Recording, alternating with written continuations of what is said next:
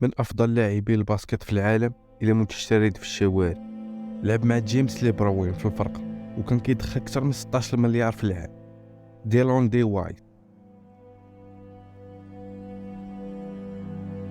عاش طفولة صعيبة بزاف، كيعاني بزاف مع الوالدين اللي كانوا فارقين وديما مدابزين، وكلشي كان كيتنمر عليه بسبب وجهه والفورمه اللي عنده.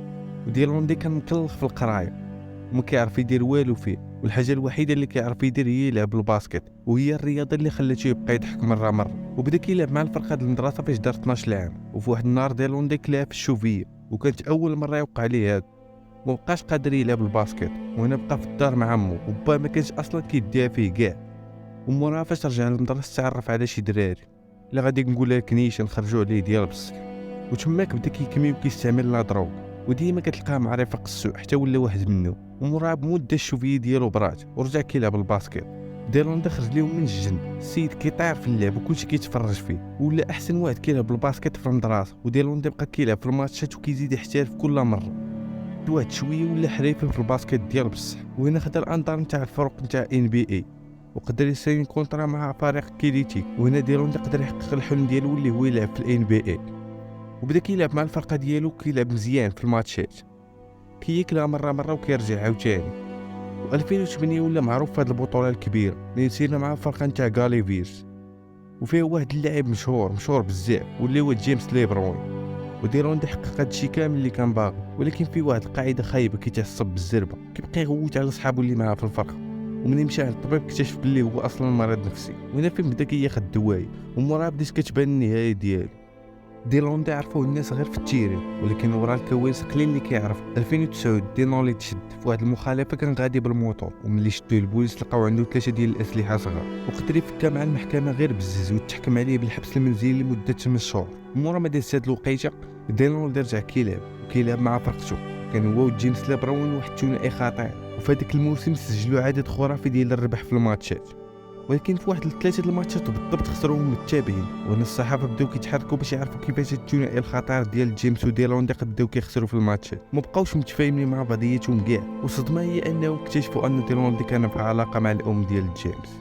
ومن بعد هاد المشكله اللي طاحوا فيها بداو غير كيخسروا. ديلون طاح له النيفو بزاف، وهنا فين غتجي الفرقه ديال كاليفيرس وغادي تفسخ معاه العقد وغادي يرجع لكيليتيا.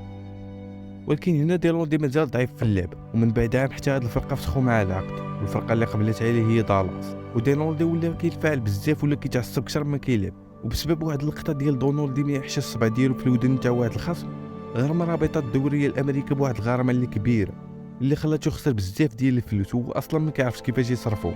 رابطه الدوريه الامريكيه لكره السله كانوا داروا واحد القانون اللي غيحبس المستحقات نتاع بعض اللاعبين كره السله، وهاد الازمه اثرت حتى هي على ديلون اللي كان ما عنده لا مشاريع لا والو، والدخل الوحيد اللي عنده هو ديال الباسكت. ومن الرابطات كره السله حبسوا عليه الخلصه، قرصوا ما عنده والو، والمشكله هو انه كيصرف بزاف. تخيل معايا دارو سويه مليار وما قدرش يخلص حتى الفواتير ديالو. والتلات بدينولدي حتى لقارته واحد النهار مشى خدم في واحد الديبو ديال الاتات. دينولدي جاتو لقانا باش يبيع هادشي كامل اللي عنده، باع الدار والاتات وداكشي كامل اللي كان عنده. السيد بغى يعاودو من الزيرو. من بعد مده فرقه ديال دالاس عاودو عيطولي ورجع كيلعب معاهم مره اخرى، ولكن دونالدي ولا مفلس وما عنده والو، لدرجه انه ولا كينعس في الطوموبيل ولا كينعس مره في الفيستير. شاف الرؤوس ديال الفرقه جاكو سمع بالحاله ديال دونالدي وقرر يعاونو وعطاه فين يسكن، وبدا كيلعب مع دالاس ماتش مورا ماتش. ولكن اللي فعقل هو اللي فعقل، ديما كيدابز مع الخصوم ديالو وصحابو. ديالو اللي خرجوه من NBA وما يمكنش باقي يلعب الباسكت مع الفرق اللي في الديفيزيون الاولى. مشى لفنزويلا والشينوا لعب معاهم وما لقاش راحته، ورجع لامريكان كيلعب مع واحد الفرقه في الهواد ديالو، كلا في يدو مبقاش كيلعب عاود. وهنا ديلون اختفى بمره ومبقى حتى واحد عارفو فين مشى. حتى العام 2016 لقى واحد الراجل جالس حتى واحد الستاسيون، جالس وما عنده والو لا فلوس لا والو. سولو هذاك الراجل اش وصلك لهذا الشيء، ويقول لي الحياه اخويا اللي وصلتني لهذا الشيء. ومن بعد مده طويله وبالضبط في 2020 مع تقليل الشرطه وصوره كيدوي في واحد الحاله لا يرثى لها، وحالته حاله كيفاش كان لاعب مجور تحول لرجل متجرد، وفي الزنقه وكيطلب الفلوس من الناس، وتصور كيتبارطاجاو بزاف. وهنا ناضوا شي لعابه نتاع NBA باش يعاونوا، وحتى من جيمس ليبروين اللي كان دار معاه البلان حتى هو ناض باش يعاون، وحتى من مارك رئيس الفرقه نتاع دالاس ناض باش يعاون. من بعد مده باندي برويس وعايش واحد الحياه اللي بخير وما خاصو حتى حاجه، ومبقاش باغي يعاود نفس الغلط اللي دار، وتلقى مع واحد البنت بغاتو وتزوجوا دابا عندهم. كنت الدراري ديال القصه نتاع اليوم، تلقاو في فيديو جديد.